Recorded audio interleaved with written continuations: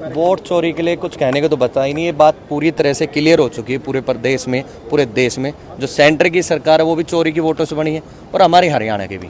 क्यों हरियाणा में तो अब मैं जहाँ कुरुक्षेत्र या साथ में जिला है पानीपत, ये कहते थे ईवीएम में गड़बड़ नहीं होती है। साफ पता लग रहा है गड़बड़ होती है। सुप्रीम कोर्ट की निगरानी में जब दोबारा काउंटिंग हो रही तो दिख रहा है ना कैसे गड़बड़ पकड़ी जा रही है।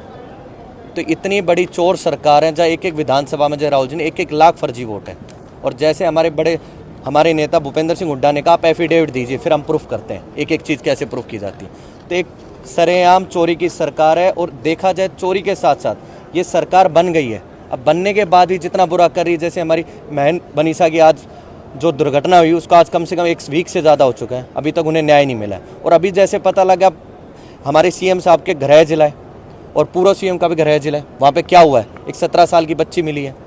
कानून व्यवस्था तो बिल्कुल ना के बराबर है। कानून व्यवस्था ना के कहूँ, कानून व्यवस्था तो है ही नहीं, ऐसा लगता है यहाँ पे कोई कानून व्यवस्था। जिसको जो मन कर रहा है वो कर रहा है। कभी पता लगा है यहाँ पे वाइन शॉप्स और वो छूट नहीं पा रहे हैं, कभी हमारी बहनों के साथ गलत हो रहा है। और इनको ये देखा जाए, अगर कानून व्यवस्था इनकी एक चीज़ में अच्छी, अगर हम जाके अभी बोलेंगे कोई प्रदर्शन करेंगे तो 10 मिनट में हमारे घर पे पहुंच जाएंगे, हमारा पता कर लेते हैं।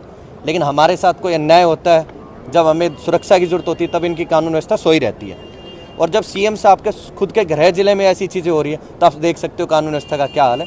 और वोट चोरी की बात करें, पानीपत का उदाहरण हमारे साथ है। हमारे नेता राहुल गांधी जी ने प्रूफ किया कि कैसे उन्होंने आपके पूरे प्रेस के सामने आके उठ के पूरे विद प्रूफ सबूत दिया। और उसके हमारे चुनाव आयोग कैसे अपनी पुष्टि कर रहा है, क्या बातें बोल रहा है, उसे साफ पता लग रहा है कि एक खुले तौर पर आज ये बात कहते कहते हमको आज 2 साल हो चुके हैं। हम लोकसभा चुनाव सिर्फ जीते थे 50, उससे पहले भी कह रहे थे लोग गड़बड़ करते हैं, और उसके बाद भी कर विधानसभा चुनाव में लोगों ने इन्हें वोट नहीं दिया। ये चोर की वोटों पे बने।